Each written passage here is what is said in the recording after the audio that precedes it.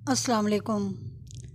امید کرتی ہوں آپ خیریت سے ہوں گے۔ اللہ تعالیٰ آپ سب کو صحت زندگی عافیت کے ساتھ رکھے، ایمان دین کی سلامتی کے ساتھ، آمین ثم آمین برحمتک یا ارحم الراحمین۔ اور اللہ تعالیٰ آپ لوگوں کو زمینی آسمانی بلاؤں سے بچائے۔ اور میری دعا ہے آپ سے، اور دعا کی ترغیب بھی دے رہی ہوں، اور یقین رکھو کہ جس کے قبضہ قدرت میں آسمان و زمین کے خزانے ہیں، اس نے تمہیں دعا کی اجازت دے کر قبول کرنے کا ذمہ لے رکھا ہے، اور حکم دیا ہے کہ تم اس سے مانگو تاکہ وہ عطا کرے، اور اس سے رحم کی درخواست کرو تاکہ وہ تم پر رحم کرے۔ اور اس نے تمہارے اور اپنے درمیان کوئی فرشتہ، کوئی مقرر کچھ نہیں کیا جو اس تک تمہاری رسائی نہ ہونے دے، نہ تمہیں کسی ایسے شخص کے سپرد کیا ہے جو اس کی بارگاہ میں تمہاری سفارش کرے۔ اور اگر تم سے کوئی برائی یا گناہ سرزد ہو گیا تو اس نے توبہ سے منع بھی نہیں کیا، نہ سزا دینے میں جلدی کی، نہ اپنی طرف رجوع کرنے پر تمہیں شرمسار کیا، اور تمہیں نہ رسوا کیا جہاں تم رسوائی کے ہی سزاوار تھے، اور تمہاری توبہ قبول کرنے کے بارے میں تم پر کوئی دباؤ ہی نہیں ڈالا، نہ تمہارے گناہوں کا سختی سے محاسبہ کیا، اور نہ اپنی رحمت سے تمہیں مایوس کیا، بلکہ تمہارے گناہ سے باز رہنے کو بھی ایک نیکی قرار دیا، اور تمہاری ایک بدی کو ایک، مگر تمہاری ایک نیکی کو 10 شمار کیا، اور تمہارے لیے توبہ کا دروازہ کھول دیا، اور دوسرا قبول معذرت کا۔ یہ ہے میرا رب۔ چنانچہ جب بھی تم نے اسے پکارا، اس نے تمہاری پکار سن لی، اور جب تم نے اس سے راز و نیاز سے باتیں کی تو اس سے تمہارا راز معلوم ہو گیا۔ اب تم نے اپنی حاجت اس کی بارگاہ میں پیش کر دی، اور معافی الضمیر اس پر کھول دیا، اور اپنے غم و انداز کا اس سے شکوہ کیا، اور دکھ درد دور کرنے کی درخواست کی، اور اپنے کاموں میں اس سے مدد مانگی، اور اس کی رحمت کے خزانوں میں سے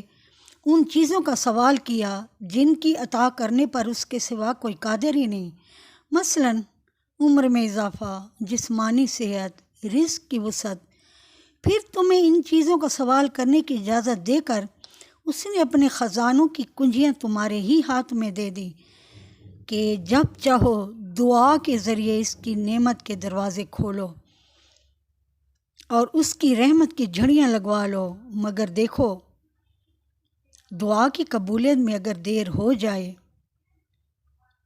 تو کہیں مایوس نہ ہو جانا، کیونکہ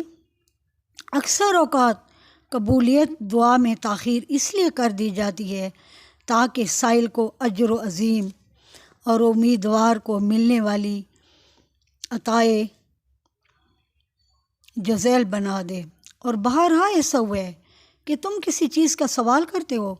تو وہ چیز تمہیں نہیں ملتی، البتہ جلد یا دیر میں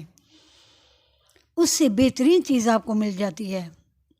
یا تمہارے حق میں بہتر ہوتا ہے کہ وہ چیز تم سے روک لی جائے، کیونکہ اکثر اوقات تم ایسی چیز مانگ بیٹھتے ہو جو اگر تمہیں دے دی جائے تو تمہارا دین تباہ ہو جائے، لہٰذا تمہارا سوال ایسی چیزوں کے بارے میں ہونا چاہیے جن کا جمال تمہارے پاس رہ جائے اور وہ بال تمہارے سر سے ٹل جائے۔ اور یاد رکھو اللہ تعالیٰ نے آخرت فنا موت پیدا کی ہے، دنیا بقا حیات کے لیے نہیں۔ اللہ تعالیٰ ہم سب کو توبہ کی توفیق عطا فرمائے، اور اللہ تعالیٰ ہمارے سارے گناہوں کو معاف کرے، اور اللہ تعالیٰ ہمیں صحیح اپنے پیارے حبیب محمد مصطفیٰ صلی اللہ علیہ وسلم کے راستوں پر چلنے کی توفیق عطا فرمائے، اور اللہ تعالیٰ ہمیں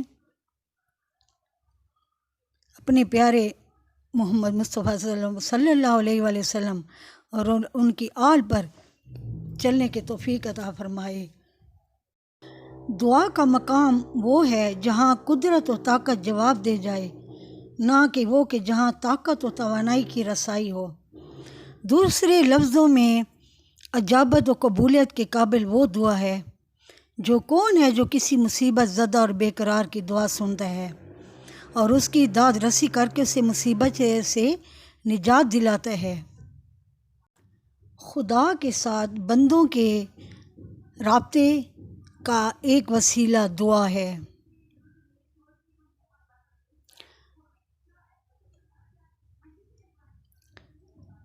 اس طرح اللہ نے جو لوگ ایمان لاتے ہیں اللہ کے ذکر سے ان کے قلوب مطمئن ہوتے ہیں۔ خوب جان لو کہ ذکر اللہ ہی سے دل اطمینان پاتے ہیں۔ پروردگار تو ہر فریاد کی بارگاہ ہے، ہر راز کا دیکھنے والا، ہر بز میں موجود، ہر ضرورت کی انتہا، ہر غمگین کا غم دور کرنے والا، ہر ضرورت مند و تہی دست کا سرمایہ، ہر پناہ لینے والا کا سہارا، ہر خوفزدہ کی پناہ گاہ، کمزوروں کی حفاظت، فقیروں کا خزانہ، مصیبتوں کو دور کرنے والا، نیک عمل لوگوں کا مددگار، وہی اللہ، عالموں کا بھی پروردگار، وہی ہمارا بھی پالنے والا ہے۔ اس کے علاوہ اور کوئی اللہ ہی نہیں ہے۔ معبود تو ہی اپنے بندوں کی مدد کرتا ہے، اور جو تجھ پر بھروسہ کرے تو اس کا مددگار ہے، اور تو ہی اس شخص کو پناہ دیتا ہے جو تجھ سے پناہ لے اور تیری بارگاہ میں عاجزی ظاہر کرے۔ جو بندہ بھی تجھ سے وابستہ ہو اس کو بچاتا ہے، جو تجھ سے مدد مانگے تو اس کا مددگار ہے، جو تجھ سے گناہ بخشوائے اس کے گناہ بخشتا ہے۔ تواناؤں پر توانا، بڑوں سے بڑا، سر بلندوں پر سر بلند، آقاؤں کا آقا، حاکموں کا حاکم، فریادیوں کا فریاد رس، مصیبت زدوں کی مصیبت دور کرنے والا، بے قراروں کی دعا سننے والا، اور سننے والوں میں سے سب سے زیادہ سننے والا، اور دیکھنے والوں میں سب سے زیادہ دیکھنے والا، حاکموں سے بڑا حاکم، محاسبہ کرنے والوں میں سب سے بڑا اور جلد ہی محاسبہ کرنے والا، مہربانوں سے بڑا مہربان، بخشے اور بخشنے والوں میں سب سے اچھا بخشنے والا، مومنوں کی حاجتوں کو پورا کرنے والا، نیک عمل لوگوں کو فریاد رس۔ فقط تو ہی وہ اللہ ہے جس کے علاوہ کوئی اللہ ہی نہیں۔ تو ہی عالموں کا پروردگار ہے، تو ہی خالق ہے اور ہم مخلوق ہیں، تو مالک ہے، ہم تیری ملکیت ہیں، تو پالنے والا، ہم بندے، تو روزی دیتا ہے، ہم روزی پاتے ہیں، تو عطا فرماتا ہے اور ہم مانگتے ہیں، تو سخی ہے، ہم بخیل، تو طاقت کا مالک، ہم ناتواں، تو صاحب عزت، ہم ذلیل، تو غنی، ہم محتاج، تو سردار ہے، ہم غلام، تو مغفرت کرنے والا، ہم بدکار، تو عالم ہے، ہم جاہل ہیں، تو بردبار ہے، ہم جلد باز، تو رحم کرنے والا، ہم مستحق رحمت، تو صحت دینے والا، ہم بیمار،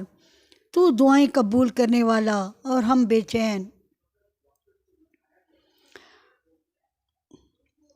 اور میں یقین کرتی ہوں کہ تو ہی اللہ ہے، تیرے سوا کوئی اللہ نہیں۔ تو اپنے بندے کو